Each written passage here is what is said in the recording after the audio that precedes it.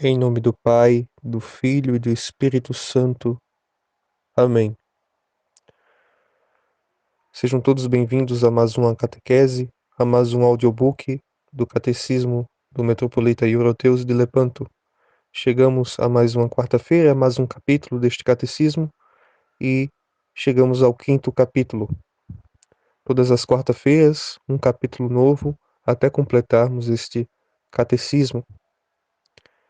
Então, aqueles cristãos ortodoxos, catecúmenos e buscadores da ortodoxia que ainda não viram as aulas anteriores ou que ainda não são inscritos no canal, peço que se inscrevam para que fiquem por dentro de todos os vídeos e postagens que realizarmos aqui no canal, especialmente dessa série que estamos realizando todas as quarta-feiras.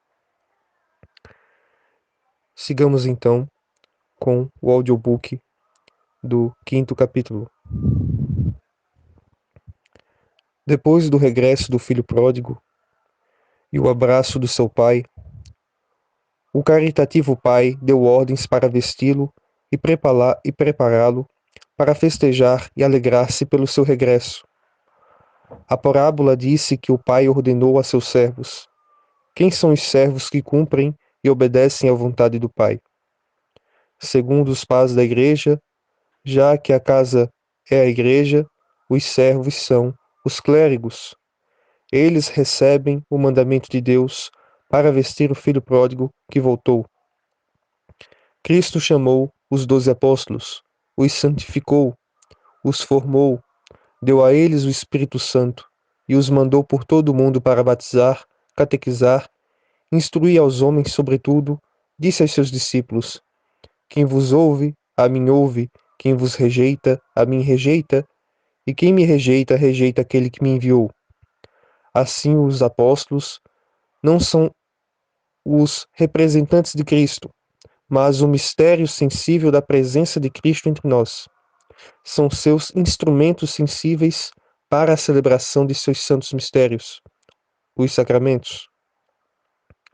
Isso significa que os clérigos não se parecem com os embaixadores de um estado ou outro, tampouco com representantes de um soberano, mas, mediante os apóstolos, o mesmo Cristo transmite suas energias e opera.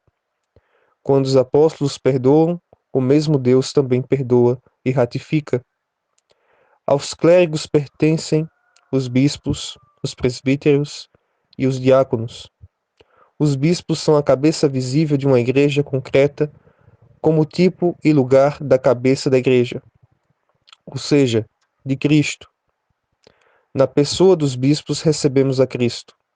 Existe a sucessão apostólica, quer dizer, tal qual de uma vela acendemos uma segunda, terceira e etc. E transportamos a luz por todas as partes. O mesmo ocorre também com a sucessão apostólica, com a ordenação e a vivência da paradosis ortodoxa, a santa tradição, se transmite de geração em geração a graça incriada e a bênção que os apóstolos receberam de Cristo. A interrupção da tradição apostólica cria a heresia. Por isso, há um grande significado que o bispo comemora durante o tempo da liturgia. Se este bispo está em comunhão com as demais igrejas ortodoxas verdadeiras, é canônico e ortodoxo. Se não está em comunhão, temos que nos afastar. Os bispos ordenam presbíteros e diáconos para a cura e a salvação do homem. São os líderes do povo de Deus, que servem ao povo para fazê-los chegar ao paraíso, a terra prometida. Tal como Moisés, com a bênção de Deus, conduziu o povo até a terra prometida, o mesmo também fazem os clérigos, conduzem o povo de Deus ao paraíso. Por isso é preciso respeitar os clérigos. Não podemos dizer que amo a igreja, mas não quero ter relação com os clérigos. Isso constitui uma esquizofrenia espiritual. Os clérigos nos batizam, nos crismam, nos alimentam com o mistério da divina comunhão, nos confessam, nos casam e geralmente fazem todos os mistérios. Está claro que devemos dizer que os clérigos fazem esse trabalho com a graça incriada e a bênção de Deus, e não com suas próprias forças. Durante a oração do hino dos querubins, o bispo ou sacerdote ora a Cristo: Tu és. Os clérigos oram ao Pai para que santifiquem os santos dons. O Pai manda o Espírito Santo e transforma o pão e o vinho no corpo e sangue de Cristo, e mediante o sacerdote eles são oferecidos ao povo. Mas a Igreja é uma comunhão de santos, sínodo, assembleia de anjos e homens, celestes e terrenos. Assim, a Igreja se distingue entre a chama da Igreja militante e triunfante. A militante pertencem todos os batizados e os que confirmam a fé, ou seja, aqueles que foram batizados e que mantêm acesa a graça, a luz incriada do Espírito Santo. E à Igreja triunfante pertencem os santos. Os santos não são simplesmente as boas pessoas, mas aquelas que participam da deificante e santificadora energia incriada de Deus.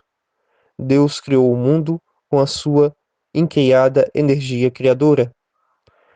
E com a energia incriada vivificadora e governante, ele vivifica e governa o mundo.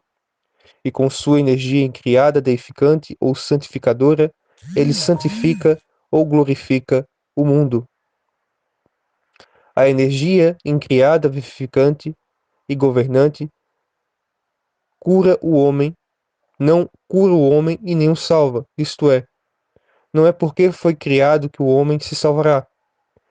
Se salvam aqueles que participam da energia incriada deificante de Deus. Ademais, para participar dessa energia, primeiro é preciso se psicoterapiar, limpar e purificar e curar o coração das paixões, ou seja, é necessária uma intensa preparação. A Theotokos, a Mãe de Deus, aquela que ofereceu seu corpo a Cristo, tem um lugar especial na igreja. Ela se chama Theotokos, Mãe de Deus, porque pelo Espírito Santo dá à luz em seu corpo a carne de Deus, a segunda pessoa da Santíssima Trindade. Isso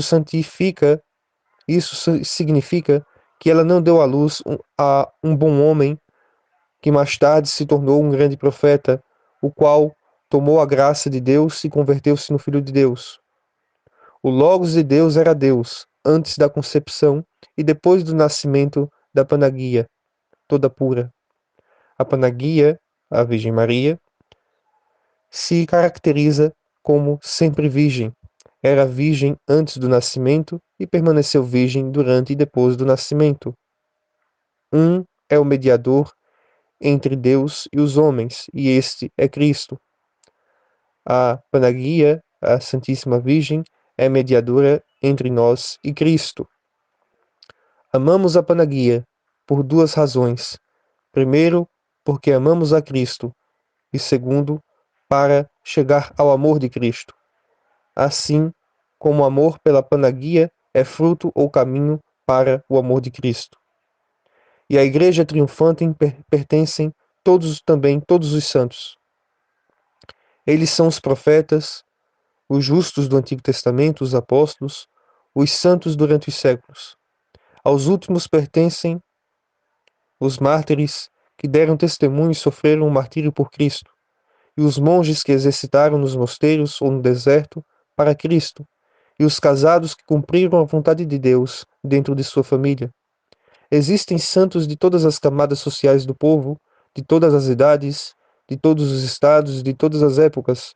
Isso indica que não podemos nos excusar dizendo que hoje é impossível a cura, a salvação e a santificação. O objetivo e a finalidade mais profunda do homem é tornar-se santo. Neste ponto, podemos nos referir à biografia, à vida e ao governo de alguns santos, de acordo com as relações que tenham com o país de onde vem o catecúmeno, com a idade que tem e com o trabalho que está exercendo. Temos que fazer uma referência especial também ao santo que ele ama especialmente e daquele cujo nome quer levar no batismo. Isso é de muita importância, porque indicará que é possível a cura e a salvação em qualquer época. Chegamos então ao fim deste audiobook. Então, na próxima quarta-feira, teremos mais um capítulo. Que o Senhor nos abençoe e proteja. Em nome do Pai, do Filho e do Espírito Santo. Amém.